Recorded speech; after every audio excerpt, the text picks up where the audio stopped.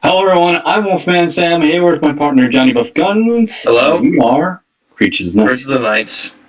John, you want to start us off? Yes, today's goal podcast, we're going back to the 80s, and then the 90s, talking 80s and 90s action flicks with Stallone and Arnold, the big top duo of the 80s and 90s of action movies. Yeah, you can't talk about the 80s without talking about either of these two. Yes. I mean, go down the list: Commando, Cobra, Rambo, Tango Cash, Total Recall, Terminator, just to name a few. Oh yeah, definitely. Yeah, Tango and Cash you mentioned. Yeah, I caught that. I saw like this sometimes when I go on Instagram or social media, like people like post, like I guess because they were born or around that time period, like you 2000s kid grew up watching Disney 2000 made for television films. I grew up watching 80s action films, and I wrote down, I admit, yes, this is true, but at the same time, I grew up watching 80s action flicks at the same time. Right. You kind of, listen, my dad is a child of the 80s, and I got a lot of 80s hand-me-downs. And I've said this in the podcast before, but RoboCop, I saw at a very, very young age, along with Terminator, side by side as like a double feature. Right. I was like 10 years old, and that always stuck with me. That that was definitely sort of the quintessential meme. I'm sure you've seen the meme of the kid being like, "Your childhood ended 5, 4, 3, 2." That was me. Or like in the In Search of Darkness logo promos, where they have a kid by a TV set, and he's watching whatever, horror films of the 80s. And Right. And I mean, not to get off on a tangent, but one thing I really do find funny about the 80s is how many adult horror movie films they made toys out of. Yeah, that's true. They made toys out of RoboCop. Yes. And Alien and all these adult properties. Right. For kids. I mean, heck, they even had a Saturday morning RoboCop TV show. That's true. In the 80s. And with talking about merchandising, today is Mel Brooks' 100th birthday, despite that's not the goal of the podcast, but we just have to point out Mel Brooks turns 100 today. It's incredible. I mean, the fact that, Mel is still alive, and may he have, whatever time he has left. Right. Currently, at the time we're filming this, Spaceballs 2 is coming out, so that's going to beat this. Yes. So that'll be interesting. I hope he'll live long enough to see it. I don't know. He's still going. He's got the good genes. It's good to be the king. It's good to be the king. Yeah. But yeah, it's kind of a surreal kind of thing to celebrate Mr. Mel Brooks's 100th birthday. Yes. God bless him. God bless, for sure. Yes, absolutely. Yeah. Right. Anyway, to start this off, I want to start talking about, even though despite Arnold did a lot, before the Terminator, he did Conan the Barbarian, but I admit, as an Arnold fan, I've never seen that, even though technically, actually, but it's more of a kind of Game of Thrones, kind of a... It falls into action, but not in the quintessential 80s action. It's more fantasy. Exactly. I've seen both Conan movies. I've seen the first one and second one. I have not got around to Red Sonja. I've never seen that either. Well, I only saw a Nostalgia Critics video. It doesn't look good. I hate to say it. Well, like I said, I'd have to see it for myself. That's true. But I could speak on Conan in that it falls kind of into the fantasy genre. It's kind of along the lines of heavy metal the movie, that kind of genre. Even though heavy metal kind of blends sci-fi. I mean, like I said, you couldn't really categorize that, but I don't know. Maybe you could. I'd say you can and you can't. Right. Right. Well, I can't make a comment. I have both movies on Blu-ray, but I've not gotten around to seeing those because as someone who grew up on Arnold films, that was the one film I was not aware of. It's definitely a must, especially if you want to pair it with like a heavy metal soundtrack. I recommend if you're gonna watch this movie and listen to heavy metal, Man of War's Blood of the Nations. Right.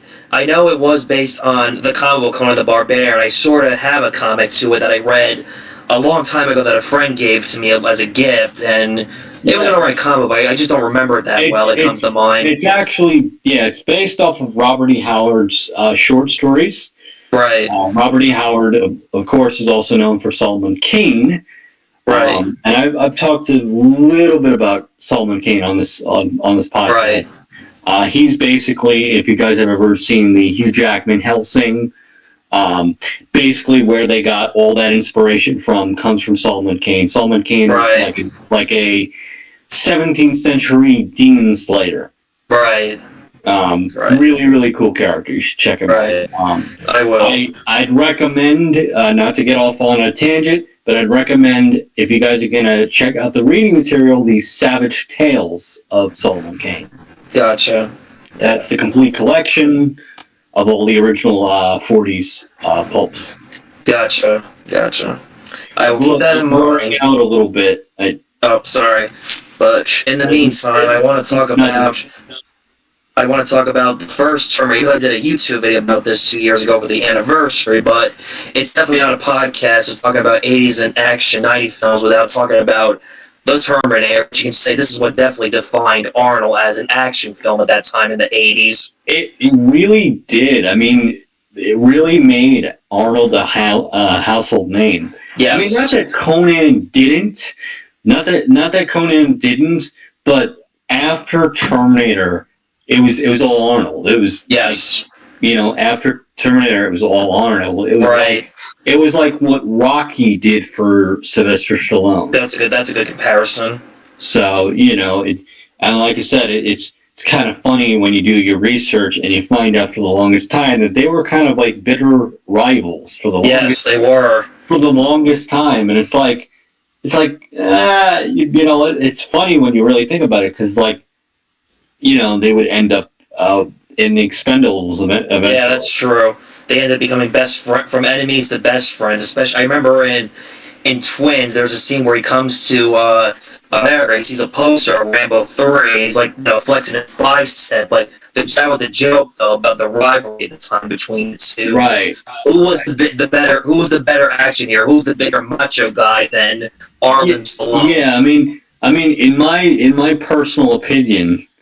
I've always been more of a Stallone guy. Right. I like Stallone too. Just because he was always a little more grounded. Right. But I also prefer Kurt but I still enjoy the Stallone movies. We'll get to Kurt eventually. Well, like I said, I told my dad when my dad grew up in the 50s and 60s, Westerns, John Wayne, to me, these were my Westerns growing up. Yeah. Arnold Schwarzenegger, John Wayne to me, but 10 times muscular and more, yeah. Yeah. You are going a little underwater. I'm sorry. No, I mean, it's Streamlabs. Don't worry about it.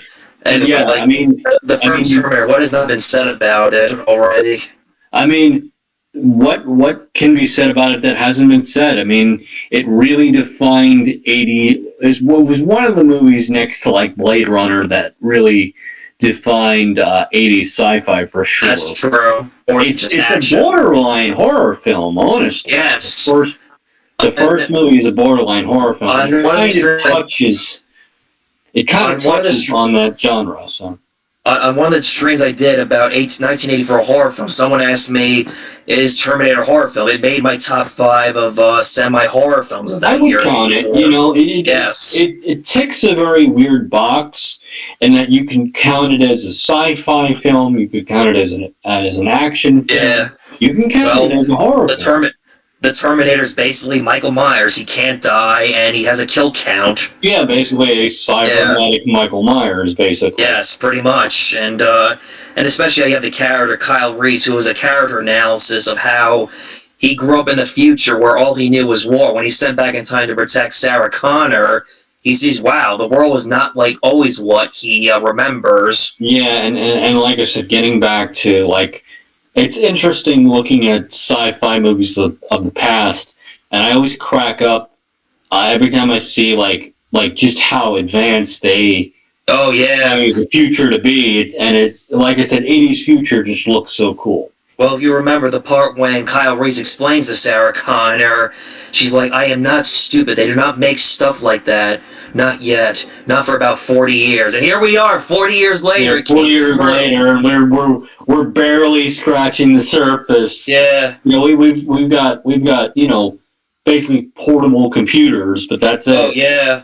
Well, especially we do have AI now, but no Terminators yet. We didn't have Judgment Day yet. Please no Skynet. No, please, I hope not. Please no. You know, I know somebody's working on that somewhere, but please. Oh God! Then we have to find everything that is holy. Please. We had to find Miles Dyson. Then. I'm gonna be honest. I'll make a scary prediction.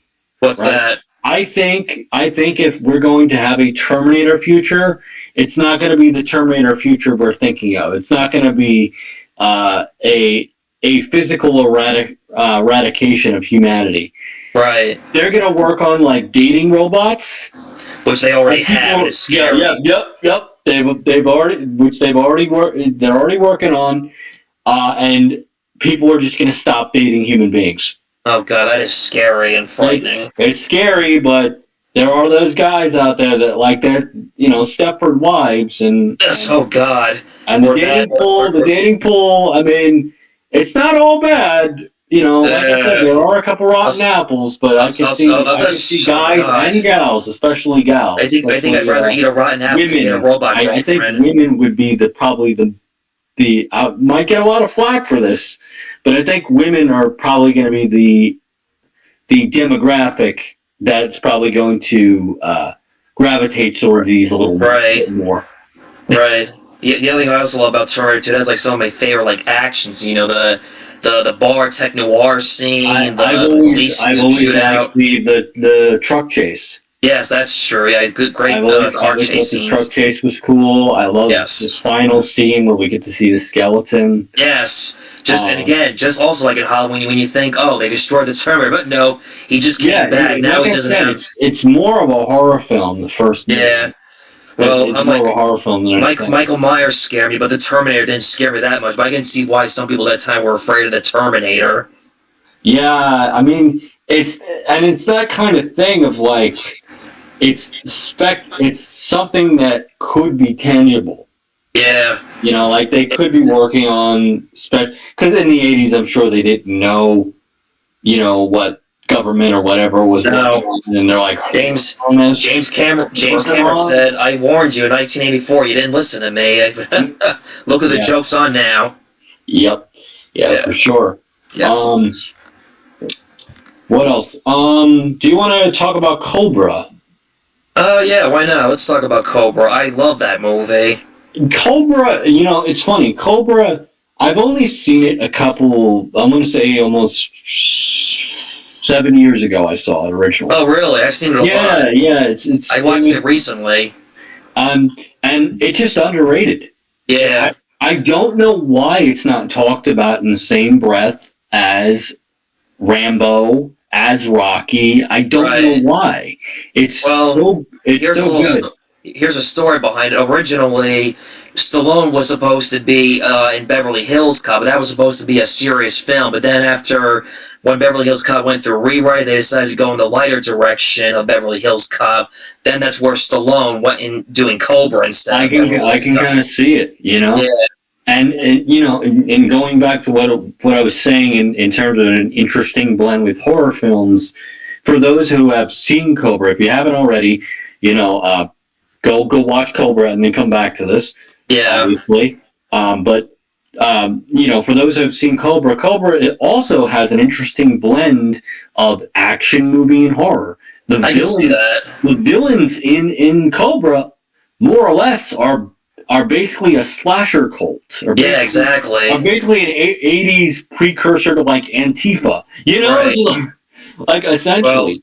Well, the part when he goes to his apartment when he's watching, eating a slice of frozen pizza and then watching the news, they make reference to calling them the slasher killer. I'm thinking, was that a reference to serial killer Richard Ramirez at the time? I guess, or either that Could have been. I'm overthinking that I always thought that Cobra was Stallone's answer to Dirty Harry. a little bit, Or Death and a Wish. little bit of French Connection or something. Yeah, there's some Death Wish in there. There's definitely Yeah, some Death Wish well, in like there. French Connection, he doesn't go by the book. He thinks that all these like killers should be like killed instead of being put behind bars. Right, and I Yeah. do find it funny that like Top Gun was the one that like popularized the '80s aviators. Right, Because really, this movie should have.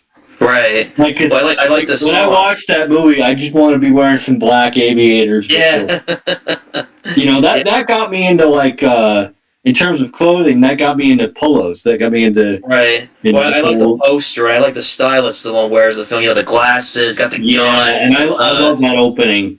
Yeah. It's very Punisher. A little bit, yeah. It's very what would inspire the Punisher, and it makes me think. Well, would Stallone have been a good Punisher? Maybe, who knows? Maybe. Given Cobra, maybe. Listen. Maybe there's an alternate universe somewhere where we got a Punisher movie with Cobra. Basically. I would watch that. I would watch that too. Right. And then it would probably be a crossover between Stallone and Eastwood. Yeah. Because who's Frank Castle's right hand man on Microchip, but Nick Fury. Nick Fury, of course, was the comic book version, the OG comic book version before the Ultimate Universe, but that's it. Right, gotcha. No, I would totally watch that in a different universe. Absolutely. Yeah. And also, Cobra and his partner have to protect Bridget Nielsen, who at the time that was Stallone's real life wife at the time, because she witnessed the serial killer murdering somebody when she passed. Right. And can we just be guys for a minute? Okay. And say that Bridget Nielsen in this movie is really, really stunning. Yeah, I can agree. Yeah, she was beautiful. Yeah, you know, and tall. It's funny, like she's taller than Stallone in this movie. That's true. Well, in the movie, we see that she's a model, and before the crazy chaos, her boss was like basically trying to sleep with her so she can boost her career. But then the slasher stalker killed the I don't know if that was her agent or whatever. But here's the point: after that, so much for like trying to boost your career. Then the slasher killer trying to kill her. Yeah, and the final scene in the steel plant. Yeah, that's gotta be one of the most metal like deaths I've ever seen. Yes. I mean, gets impaled on a hook, and then in the like, I want to say lava chamber or whatever it was. I don't know the word for it, but yeah, like in the. Andrew Robinson is one of, the plays a typical douchebag cop who doesn't believe in Cobra's methods. Right. Yeah. And let's just talk about the main villain, because he does have one other credit to fame, or maybe to defame. He was in the first Terminator from Mortal Kombat Annihilation. I didn't see that one. The main villain, yeah. Never saw it. Same actor. You're not missing much. You're not missing much.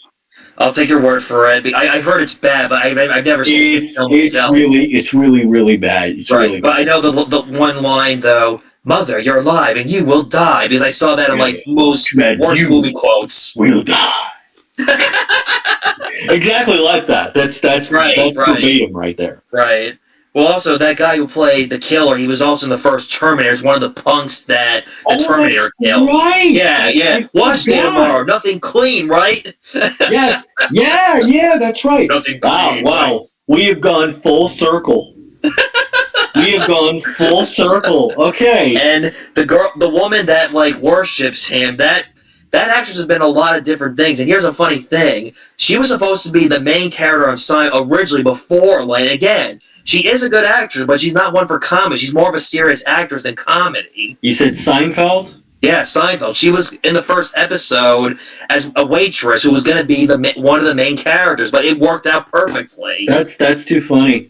Yeah, it is. But again, she is a good actress, just not comedy. She's a serious actress. Well, you never know. I mean, look at Eddie Murphy in Vampire. I don't even. You gotta. Less said the better about that movie. But anyway, I like that movie. I just saw that movie a couple days ago too. That's okay, but that's a topic for a different time. But anyway, that's okay.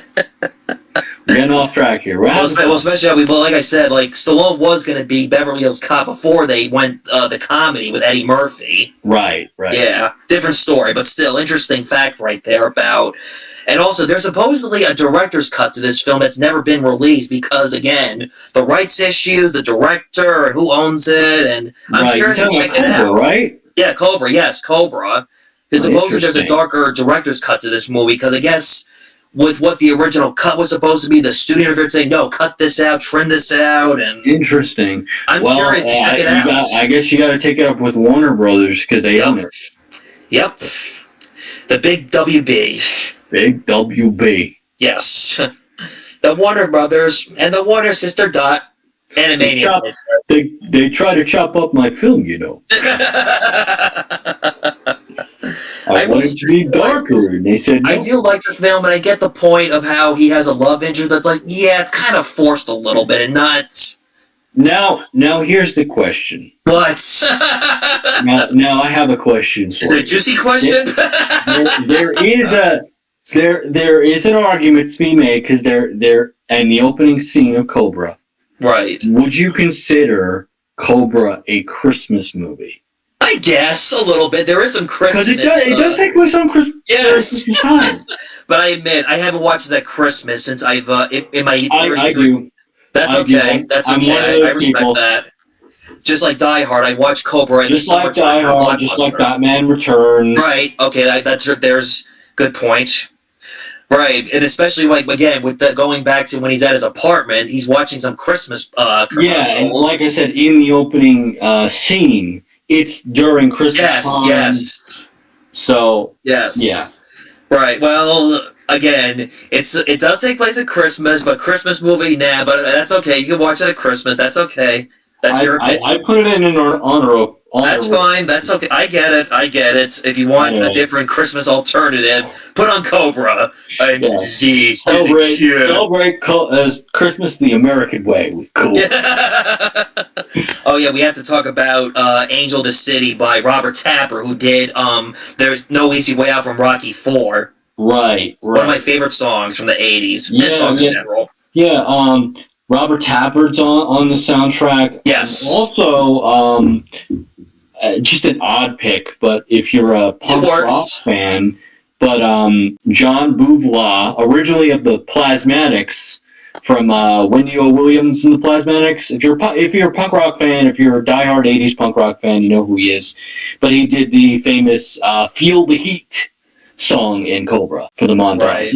And it's really cool. Really. And out of curiosity, I don't know what the story is, who the original sound again, because anytime I've gone on YouTube and read comments of people like, "Oh, when I saw this in the theaters, that was not the song they used, but they must have taken it down because of the copyright when they released it through physical media." Right. There, like I said, talking about Top Gun, right? Top Gun originally, before they decided on Highway to the Danger Zone, they were going to use Danger Zone. They were going to use Judas Priest Turbo Lover. Oh, I didn't know that. Which, if you listen to it, it's very Top Gun, but the lyrics, right? The lyrics, not so much, right? Well, I guess for me, because again, we admit we weren't around the 80s. We're used to what the soundtracks is at this point in our lives. Yeah, But I get it, though. like I said, it's all down to alternate universes. Yeah. Like somewhere in an alternate universe, somewhere there is Top Gun with Turbo Lover as a soundtrack, or Charles Bronson and Clint Eastwood, along with Man with the Golden Gun with the Alice Cooper song of the same name. Which also kicks a lot of ass. Right. Christopher Lee actually tried to argue for that song. Oh, really? Interesting. Yeah, not surprising, given that Christopher Lee was a diehard metalhead. Right, gotcha. Interesting. I never would have known that about Christopher Lee.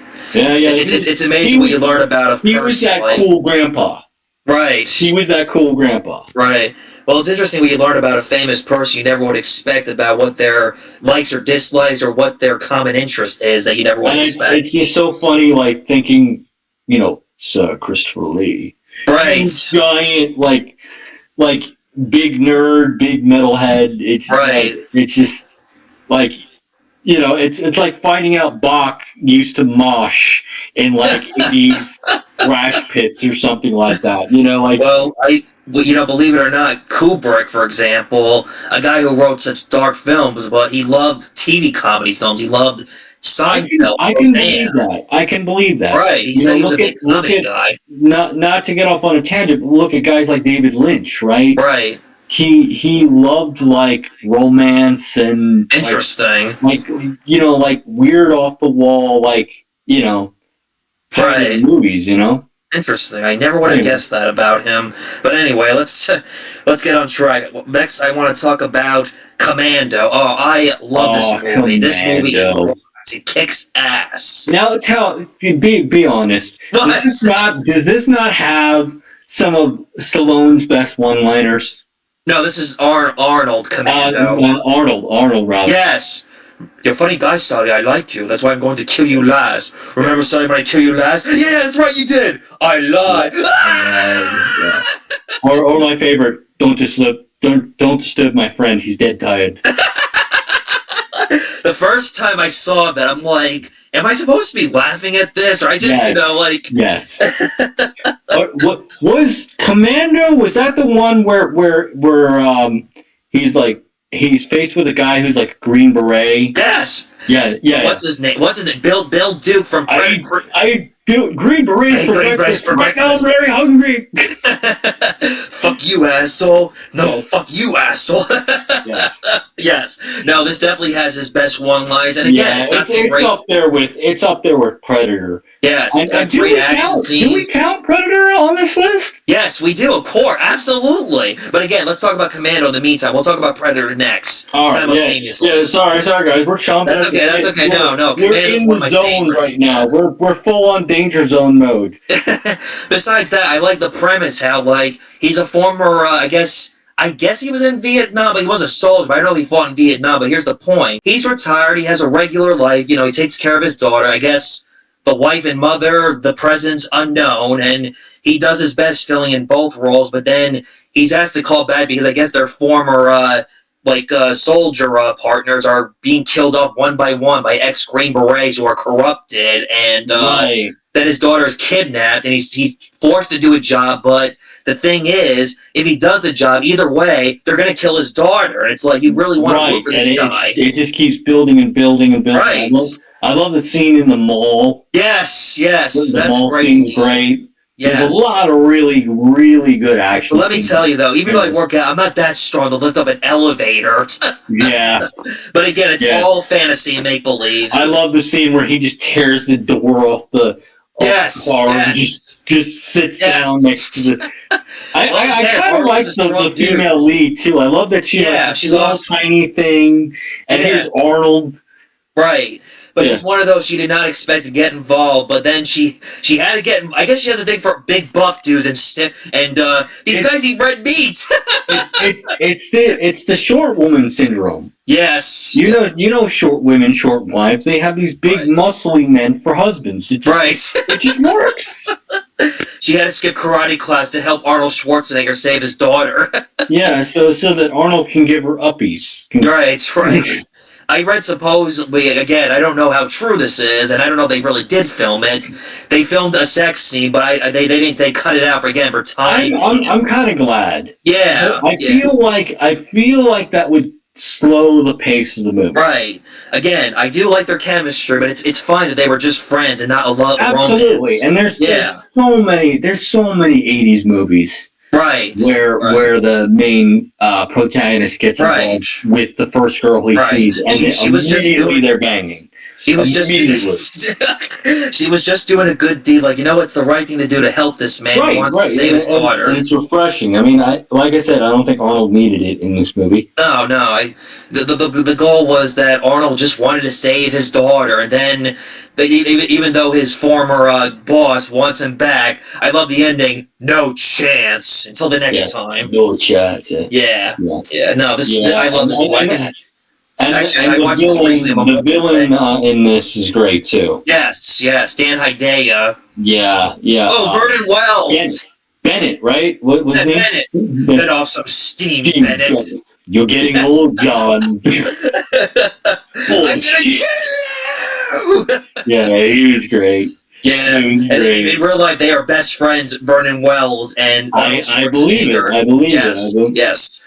Yes, they became very good friends during the making of this film. And also, another fact I read about the making of this film, Arnold was very protective of Alyssa, making sure she was not hanging around bad people and making sure she did her homework on time. Yes. That's cool. I appreciate that. Yes, Arnold wanted to make sure, don't do drugs, don't do bad stuff. Just smoke cigars like I... Yeah, I guess the cigars are okay, according to Arnold, for a guy who's very physically fit and buff. Yeah. It's a funny story. When we get to Predator, I'll share it because it's in relation to Predator. Right. But there's a really funny story about him and Carl Weathers and how literally Arnold got him hooked on cigars. Really? I did not know that. Explains. Again, two physically fit buff dudes who smoke cigars. Yeah. Talk about the picture of health. and I have to say, when we get to Predator, I have to say Predator is basically the original Expendables. I guess. And also, people have also said that Predator is kind of like a semi-sequel to Commando. I mean, it has the same plot and format, but it's not close to I wouldn't say a sequel. It doesn't really feel like a sequel to Commando. Right. We can talk about Predator now. Yeah. All right. Well, onward to Predator. I mean, Predator is another one where there's really not much that I could say that hasn't been said already. Right. It's just action, full stop. You got Carl Weathers. You got Jesse Ventura. Yes. You got some Nate Black. Yeah. You got Tia Carrera. No, not Tia Carrera. That's True Lies. That's that's right. I'm getting. I don't know that. I know you're talking about. Wait, but let me see. Wait 1 second. Yeah. Let's see. I know you're talking about. It was Anna, the girl that they saved at the Cambodian camp. Right. Her name is Elpina Carril. I apologize if I'm butchering. I do not know how to say the name. It's not Tia Carrera. Don't listen to me.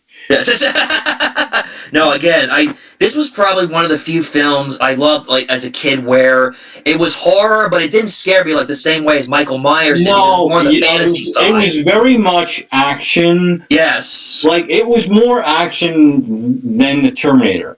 Right. It's in the same vein of the Terminator, the original Terminator. Right. But compared to like when Arnold did Commando and Terminator, this film, he's facing someone who's bigger and larger than him. He's not as larger in life like he was in Terminator and Commando. They're pretty evenly matched. Yeah. And and that's it. Well, at the end, at least. Yes. Because let's be real, the Terminator kills everybody. Yes. Carl Weathers kills the black guy, kills John Redcorn, the Native American. Yeah. His name. That part when Billy's about to like fight, again, maybe it could have been cut for a budget or timing. I would have loved to have seen Billy fight the Predator, but again, it could have been a budget, I guess, or timing. Maybe a budget. But there is a comic book to it. There's a lot of things that happen in this movie. Like, there is. This movie, before the Predator even shows up, becomes... Wait, before... Dylan! You son of a bitch! Yeah, before the manliest... Well, after the manliest handshake. What's the matter? CIA handing too many pencils? Yeah. Alright, take it easy, Dutch. I got you pushing too many pencils. Dylan! Yes. Son of a bitch. Yes. One of the most manliest handshakes. If only we were doing this in person, I would have wanted to have done that. You and me do the reenactment. Absolutely, of that. absolutely.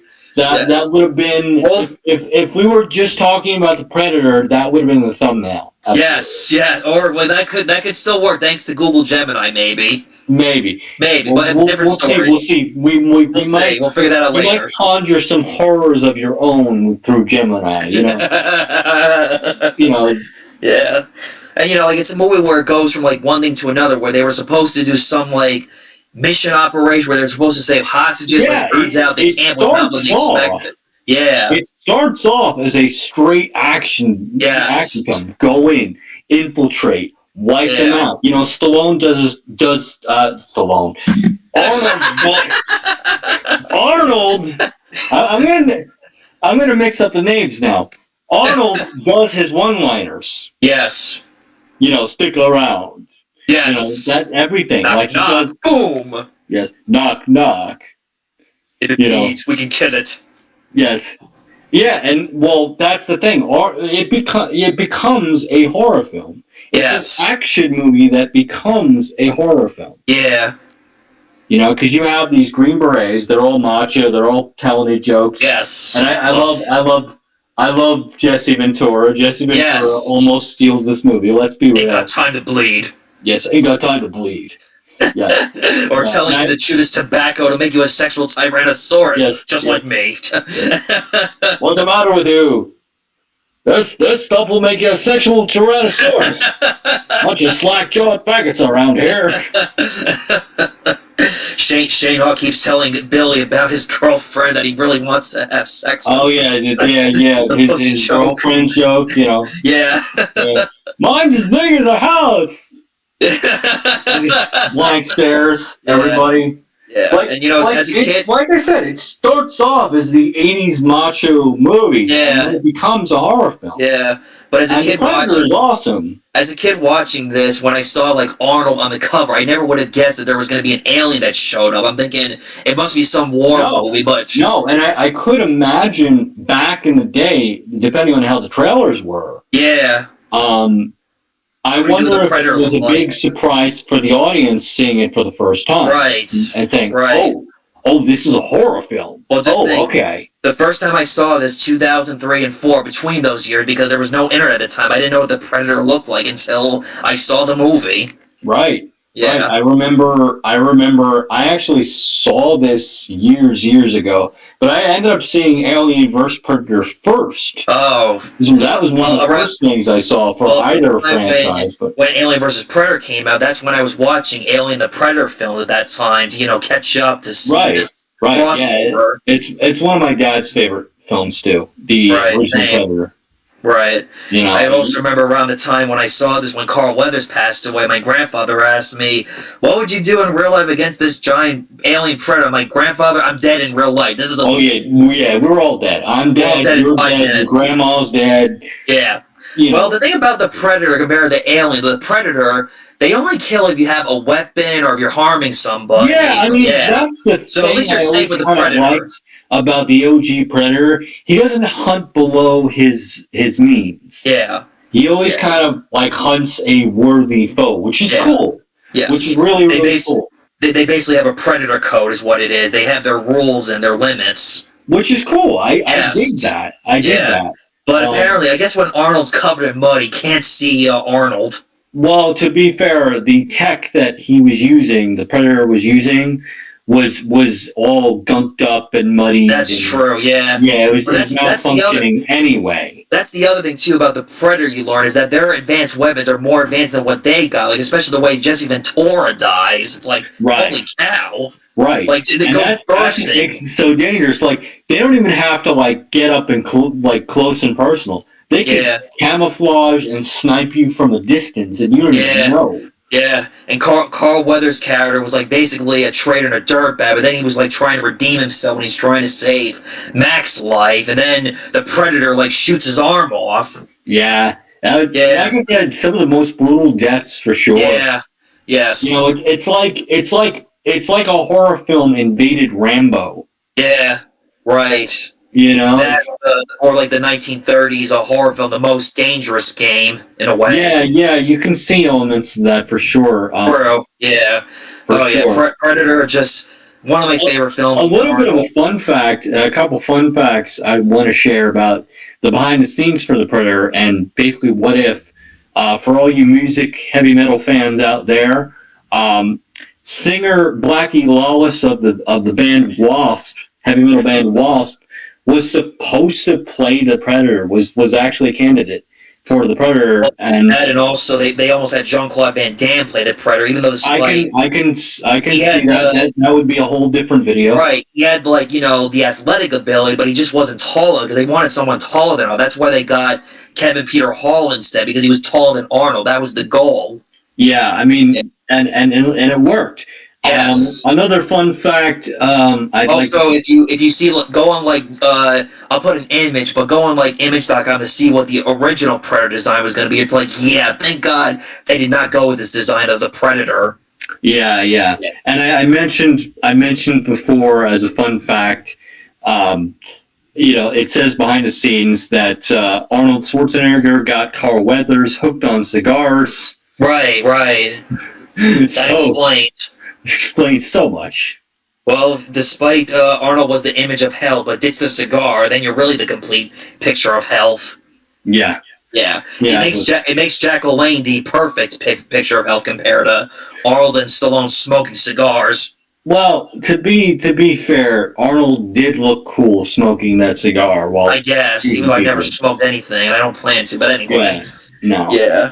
Yeah, Predator is just awesome. This is a film I never get tired. Even, again, when you're having a bad day, quote some Predator Arnold lines. Come on, kill me, I'm here, do it, come on! Do it, get to the chopper! Yeah, get to the, yes. Do it now! I love the battle scene between how, he has all these booby traps of, the Predator is actually smarter than he realizes. It's funny, Arnold literally has to go full Rambo to beat the Predator. Yes. And it's funny. It's funny that I say that.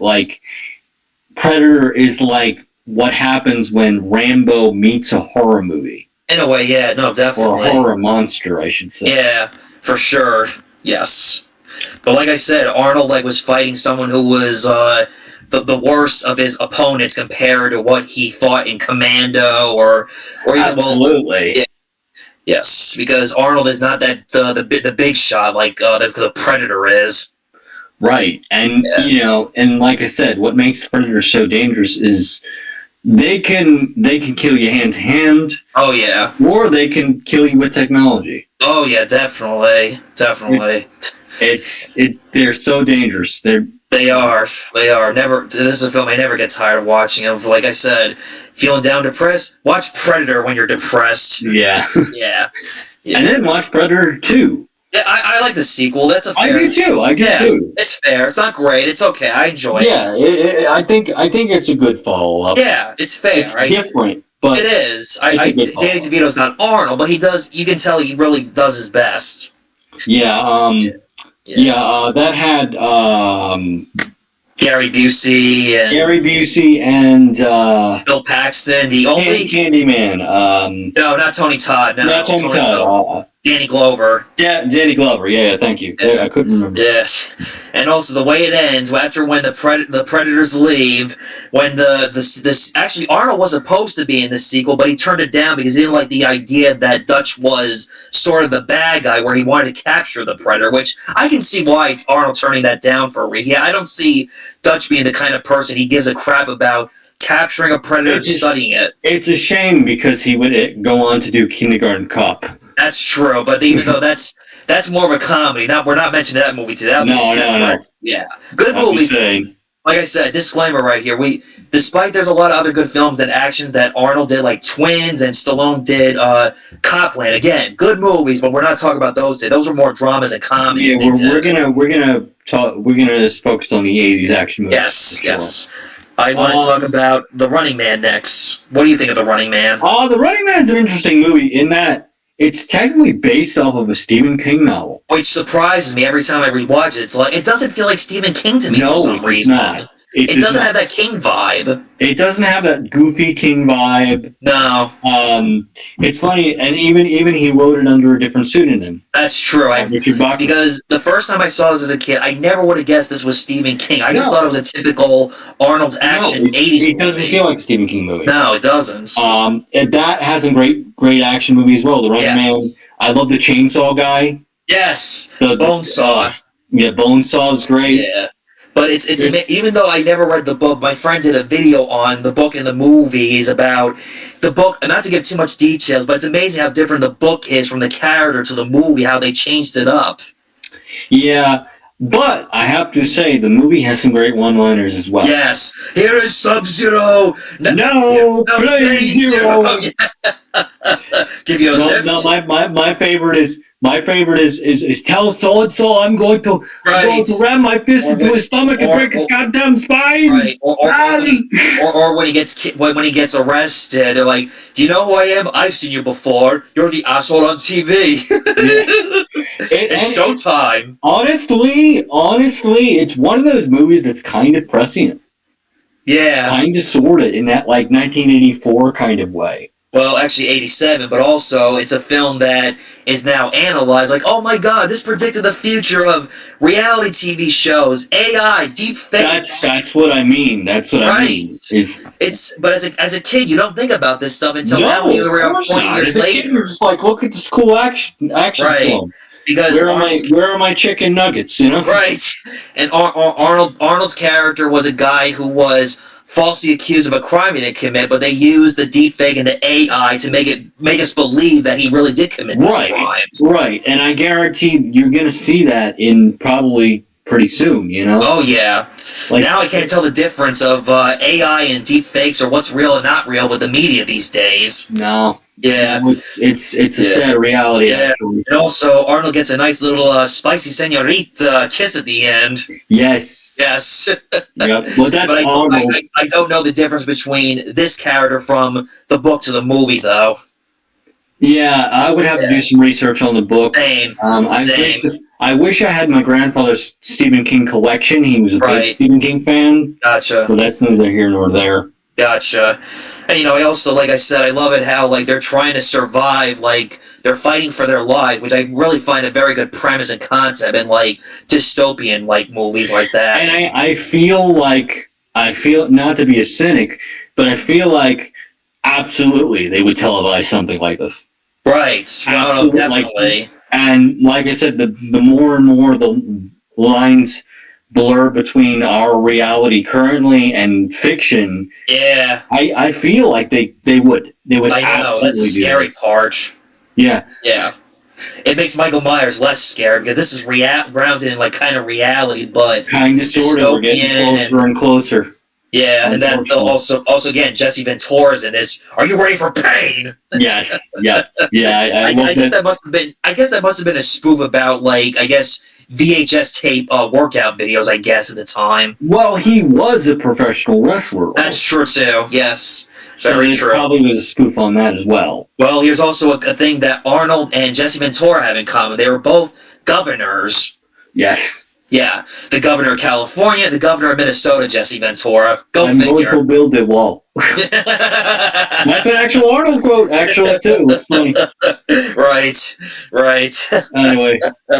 And also the character, the TV show host is a real dirtbag scumbag. Right, as someone would be. Right, greedy businessman. Yeah, absolutely. All about the ratings. It's all about the money. Yeah, the Benjamins, and of course, then eventually it all comes together when they expose his real identity, who he really is, and Arnold comes back and he gets his revenge on him. Yeah, it really is a great movie. Yeah, it's an okay, not like maybe like my top favorite of Arnold, but I enjoyed it. It's on there. It's on there. I enjoy it. Yeah. I guess you want to move on to Raw Deal.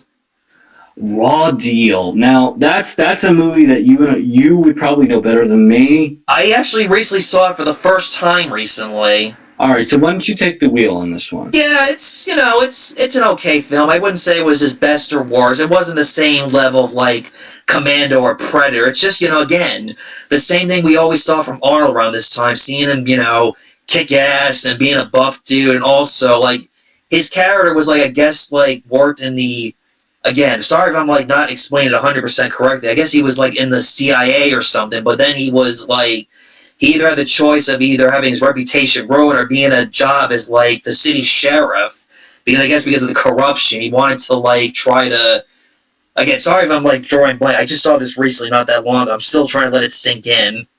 Gotcha. Yeah. I mean, on that topic, I do know that there's a very similar plot of a Norris film, Chuck Norris, Right. Invasion USA. Right. Very similar plot. I could be confusing with the I believe it's the Hitman, but I don't know. But that film's also great too. If you haven't seen it already, Right. Invasion USA is basically Chuck Norris takes on the Russians. Right. Well, that's going to be my next talk after this when you said that. But on Raw Deal, you should not drink and bake. Yeah, I mean that's essentially Invasion USA. Yeah. In plot, it's funny that you mentioned Raw Deal because I have not seen it, but I know the plot. And it's funny, every time I think of the plot of Raw Deal, I think of Invasion USA. Right. Because it's essentially the same plot, just with Norris. Right.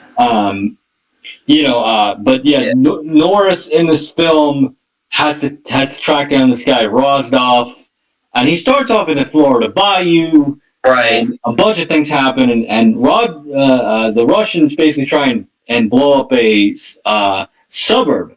Actually, right. Gotcha. But it has one of the best villain deaths.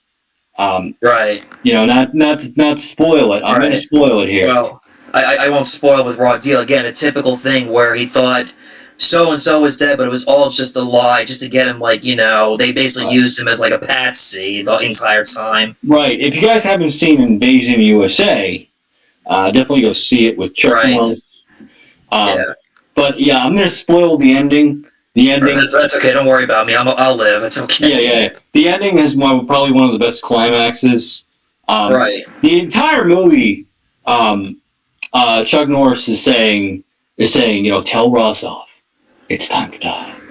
Right? And at the end of the movie, Rosdov is with a rocket launcher, and Chuck Norris comes up behind him and he goes, "It's time." Well, there's another Arnold one-liner that I liked in the film when his middle name has a P, and they're like, "What's the P stand for?" And he said, "Pussy." But yeah, Chuck in Invasion USA blows this guy up with a rocket launcher. I don't know why. When we first see Arnold in Raw Deal, when he's in the typical laid-back countryside, and it kind of reminded me of the movie from the '70s, Walking Tall. A little. It just has that Walking Tall. A little bit. But doesn't Commando also begin very happy? Oh, yeah, that's true. True. Super Kodiak moment happy. Yeah, a little bit. Well, he's just a regular guy who has a kid and a regular life. A regular guy who chops down trees with my hands. Yeah. I don't know why. During COVID at the time, when I was doing yard work, I couldn't stop thinking about that scene after watching when I was doing yard work. I wasn't chopping trees and trucks.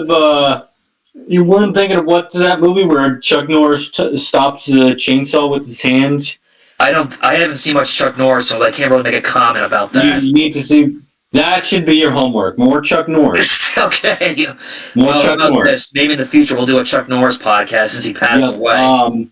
I can recommend the couple Chuck Norris films. Okay, well, send them three.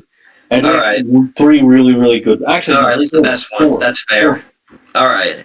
Yeah. The next one I want to talk about, since you mentioned about that one where Chuck Norris was trying to stop Russians. What year was this? Wait, I'm sorry, people. 1988's Red Heat with John Belushi, the brother. James Belushi, the brother of the late John Belushi. Red Heat. Now, Yes. that's another one where I have not seen, so I'm gonna It's have good. to. I mean, it's not the best or the worst. It's again, just like Raw Deal, a fair, solid, okay Arnold movie. I'll have to see it. Yes. Go figure.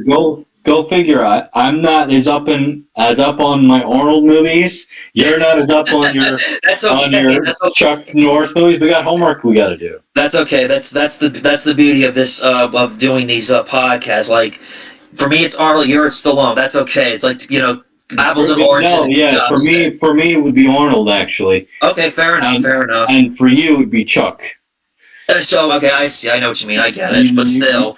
But the premise of Red Heat, he plays a Russian cop who's trying to track down this kingpin drug lord, and he killed his partner. And the kingpin drug lord goes to the USA, and he goes to the USA trying to track down this drug lord kingpin who killed his partner.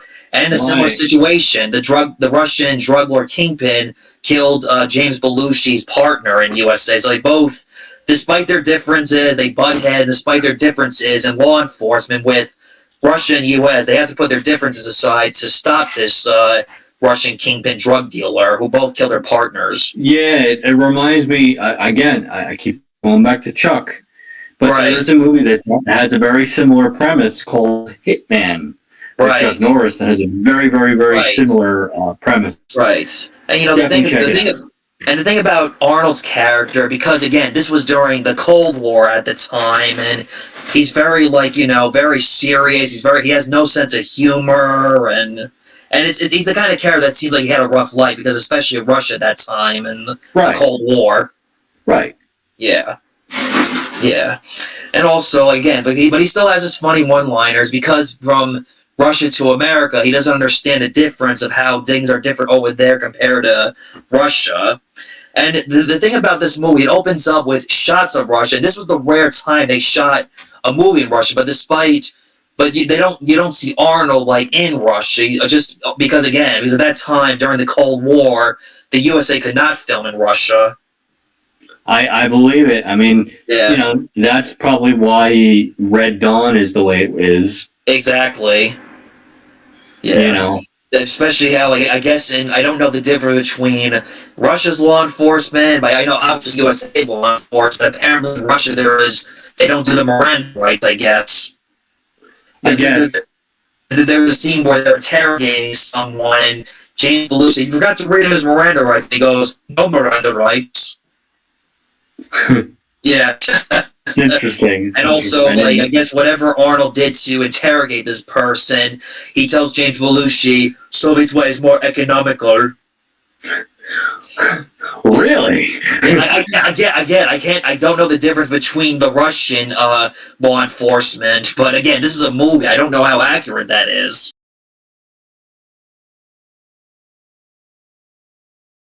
Yeah, I mean, Yeah.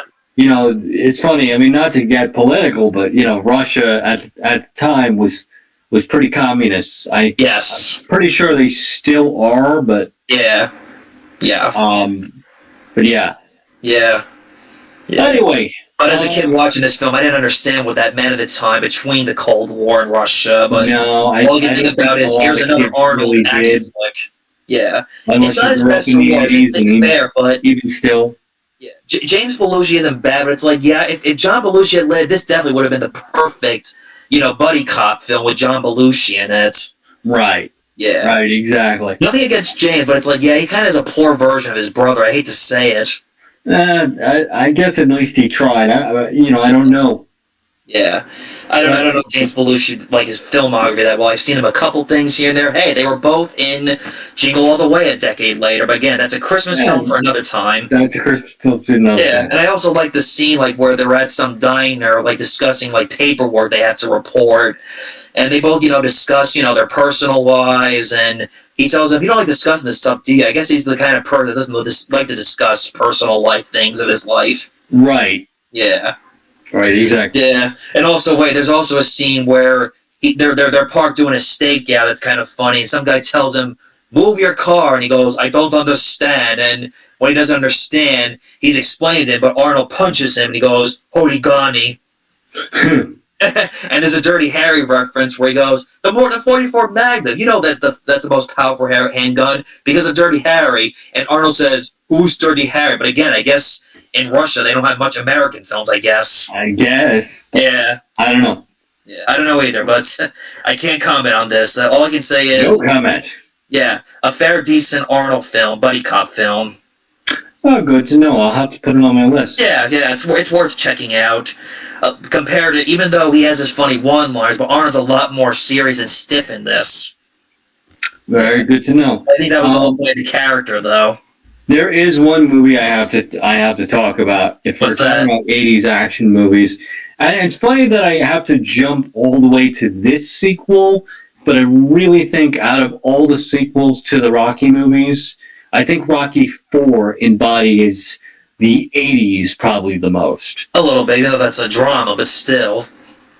Yeah, I mean, it is a drama. There is some action in that. Well, he's fighting a big Russian boxer, and again, also at that time, and that's the movie, but in real life at that time, Russian and American boxers could not fight each other because of the Cold War. Yeah, I mean, I guess we'll put that as an honorable mention. Yeah, an honorable mention. Yeah.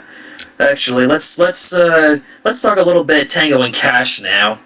Tango and Cash. I mean, Tango and Cash, from what I remember, is really good and really underrated in terms of just having Kurt Russell and Stallone in it. Yes. I mean, I'm surprised they never did anything else after. I agree. Well, I did love this movie, but it surprises me that, imagine if you'd gotten both Arnold and Stallone, but again, I guess at that time they were the rivals, and they did not see that. And I honestly think Russell works better off of Stallone anyway. Yes. I feel like if you were to get Schwarzenegger and Stallone together, I feel like Schwarzenegger would come off as like too much of a straight man. Yeah. Like, whereas he wouldn't be as comedic. Right. But that's just me. Russell played it for laughs in this film, being the funny cop, and Stallone. Well, I think both of them were the funny cops in their own ways. In some ways. I mean, Stallone played the straight man. He did well. Yeah. But I really think it was Acer casting to cast Russell. Yeah. Especially how like somebody points out Rambo and he says Rambo the pussy. Yeah, there's a lot of great moments. Yeah, I guess also, I mean, I guess we can make it as a jumping off point after we talk about Tango and Cash, but Big Trouble in Little China. I can talk about that in the future, though. I haven't seen that one yet. You want to see that in the okay? We'll save that for another time. Yeah, we'll save that for the future. And no, Tango and Cash was a lot of fun. I enjoyed like the chemistry that how they're like the basic like typical like buddy comedy where they don't agree to disagree, but yet they realize they kind of do work well together. Yeah, and it's one of those odd pairings that works. Like I said, I think Lethal Weapon. We should also mention that's staple of the 80s for sure. Yes, absolutely. I've only seen the first Lethal Weapon. I haven't seen the whole Lethal Weapon series. I mean, I've seen all of them, but we don't have to talk about all of them. No. I'd like to at least mention the first movie. Fair enough. Yeah. Yeah.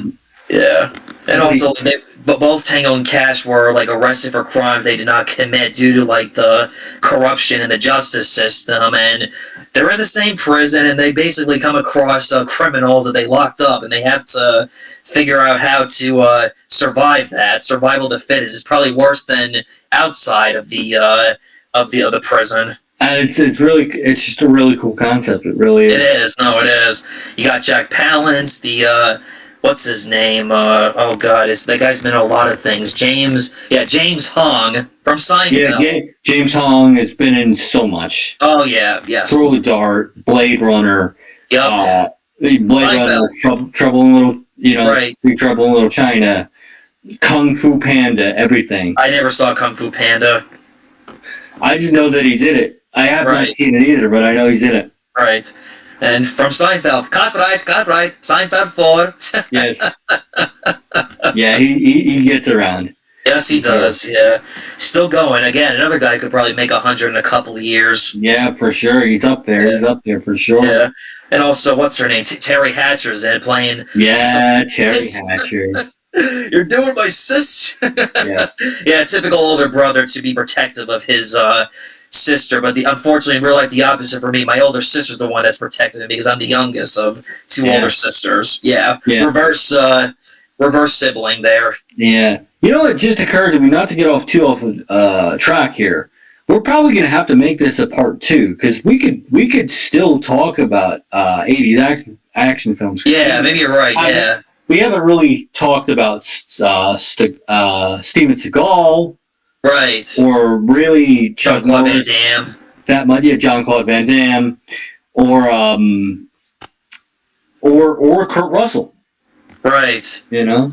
Yeah, I can see we could talk about Kurt Russell in the future for like. We could talk about Charles Bronson because the Death movies technically count as 80s action movies. That's true. Yeah, but I don't know. We'll keep it to our list, whatever list you have. Yes. Yeah. Anything you want to add about Tango and Cash or? No, nothing is at the moment. No. Right, but I will say the finale when they stop the bad guy and save the future girlfriend, the sister, very, very clever in how they figured out because they had it was like a bunch of mirrors, but they had to spot where was the real villain of the behind the mirrors. Right. Yeah. It's a really cool. Yeah, and it's also funny how when he, as I mentioned before, it was funny how when both Terry Hatcher and Kurt Russell escaped the club, Terry Hatcher disguised herself as the biker dude, and then he's disguised as the woman. Kurt Russell. Yeah, it's a really surreal image. Yeah. Russell in drag. Yeah, he's not trans. It's just that was the whole point of surviving and escaping. Yeah. Yeah. It was an escape tactic. Yes. Then they go back to her place, and at first she thought they were having sex, but she was just giving a basic massage. Yeah. And it kind of reminds me of that thing from what was it, Universal Soldier with Jean-Claude Van Damme, where they do a very similar thing. Right. You know, where it's like where is that? You know, and he's like full on naked, and he's like look for something long and hard, and she gives me that look. I saw that another movie for another time. Yeah, definitely. Yeah.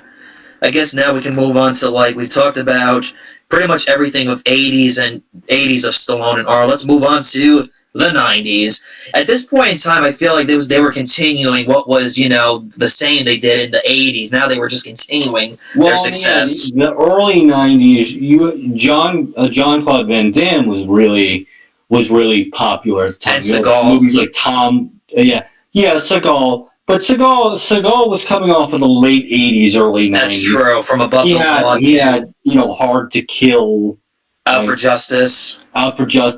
Under Siege. Are my two favorites. Right. Seagal. Yeah. Again, different topic for another time for a part 2 of 80s and 90s action flicks. Definitely we would have to make it into a part 2. Yes. Definitely when it comes to Time Cop and that's so many others. Yeah. Universal Soldier, for better or for worse. That's a good one. Yeah. To start off with the 90s, I want to talk about Total Recall. Again, just like Predator, it's also a sci-fi than just action film. Yeah, it blends. It's based on a Philip K. Dick book, which I never read, but of course, obviously, the book is different from the movie, and the character looks nothing like Arnold. He's not a big, tough, macho guy.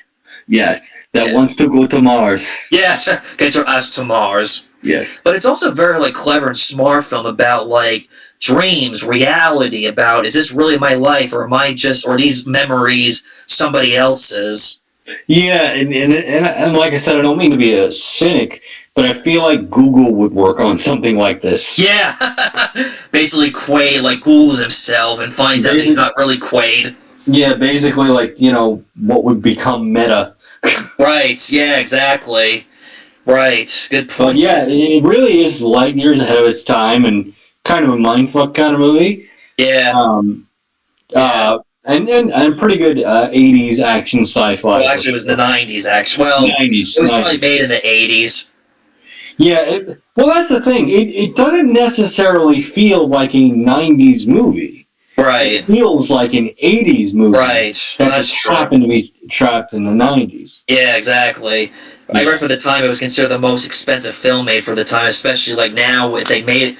They did do a remake, but the less said the better about that one. Yes, we don't talk about that. Yeah, no, it doesn't exist. I mean, I'll admit, I saw the remake in the theaters when it came out, but it's been a long time. But I'm not even discussing the remake. But yeah, this one I really enjoy, and this was another one of my favorite Arnold films I watched as a kid. And like he basically thinks that he went to recall and basically he already had the dream about that was already real, but they think that it was all just a fantasy, but it wasn't. Yeah, and it's one of those movies, especially if you're seeing it for the first time, it can be a little confusing. Well, as a kid, I didn't really think much about the whole logic behind it like I do now, like, especially like when they were trying to capture him, like, oh, you're not really in Mars, you're at recall still, but when he looks at the doctors sweating, like, that's how he knew he really was not, that it was all just a trap. Right. Yeah. Right, it's one of those movies. Sharon Stone was really not his wife. Damn it. Damn it. Sharon Stone back the day. Yeah, back when she was really, yeah. Now she's a leather couch. In the 90s. Yeah. But he really wanted the brunette instead of Sharon Stone. Yeah. I would like the one with the darker hair, please. Yeah, exactly. Yeah. Yeah, and then he meets the Quado guy, who is basically like the leader of some kind of resistance, who looks like Chucky. Think about it. No, I thought that was Chucky to me as a kid watching this. A little bit. Yeah. It's a weird, like, it's very weird. Oh yeah. Kind of movie. Absolutely, and especially the three-breasted prostitute. Yes, I'm sure many of gentlemen have paused that one scene just to look at the three-breasted. Yeah. Lady. Yeah. I'm sure. Yeah. Come on, guys, I've done it. We've all done it. And it turns out Benny the Cat was a traitor the whole time, despite he's one of the mutants. Yeah, go figure. Yeah. Ronnie Cox also plays, again, another typical asshole boss, kind of similar to RoboCop. Yeah. He was in a lot of stuff. Oh yeah, definitely playing the typical asshole jerk greedy boss. He wanted to destroy Mars. Wasn't he in an episode of Tales from the Crypt? I don't remember. I couldn't recall that, to be honest. Anyway, story for another time. Yeah. All right, on to Terminator 2: Judgment Day. Again, what has not been said about this? The greatest action sequel ever made. I mean, you could talk about this film up and down. I mean, I really like, Terminator 2. I think, was it Patrick? What? Robert Patrick. 1000. Yeah, he was awesome. The liquid effects actually still kind of hold up. Right. Even for the time, they still look great. The effects really do look great. Oh, absolutely. And it really did kind of change the game in terms of the sequel. Right. Because now the villain of the story is the hero. Right. The OG Terminator is now your hero, and yes, you got to save Sarah Connor, but Sarah Connor is not a damsel. And no. She Sarah Connor's badass. Yep, full on badass. Yeah. Throw down. Yeah. But I mean, like I said, T2 is great. I think I like T2 more than I like T1.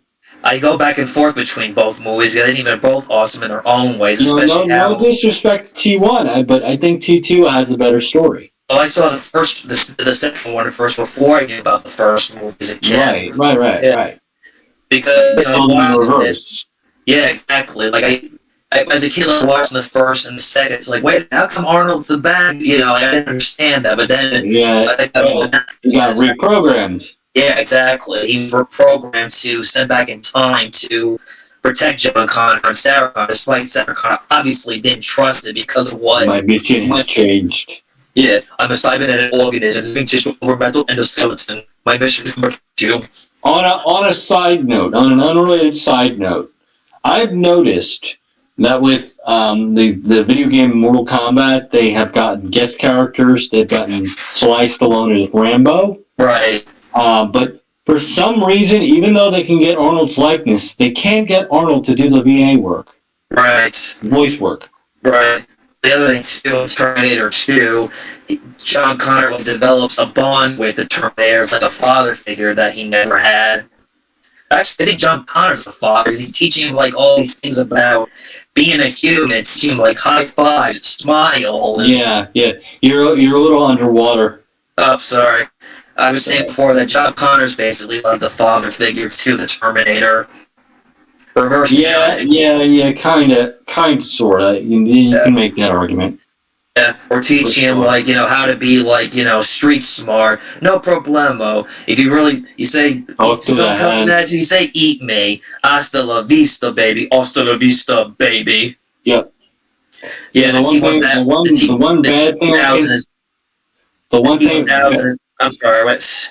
T-1000 is more advanced than the first Terminator. Yeah, I mean, and like I said, definitely a lot more scary. Because he can literally manipulate himself. He could make you sound like, he could be your mom, basically. Yeah, literally. Exactly. Now he could be your mom. Right. Have you seen this boy? Well, especially how, like, towards the end, where he thinks that his real mom is really, like, limping and injured, but then the real mom shows up and get out of the way, John. But they must have cut this for time in the director's cut. John sees the difference between his real mom and the T-1000, where he sees that the T-1000 can blend in. Yeah. They should have left that. It would have made a lot of sense. Well, then you wouldn't have the big shock moment. Oh, no, we still have the big shock. We do. It is the big shock.